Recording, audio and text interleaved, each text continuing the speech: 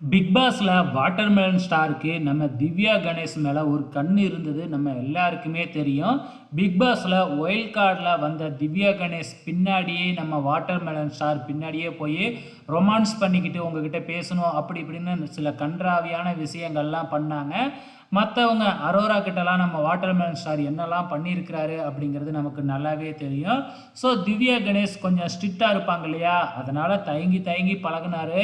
அதுக்கப்புறம் வந்து பார்த்தீங்கன்னா ஓப்பனாகவே சொல்லியிருந்தாரு, எனக்கு உங்களை ரொம்ப பிடிக்கும் அப்படின்னு சொல்லிட்டு நம்ம 2 பேருமே ஒரே கேஸ்ட்டு அப்படின்லாம் சொல்லி பார்த்தாப்புல.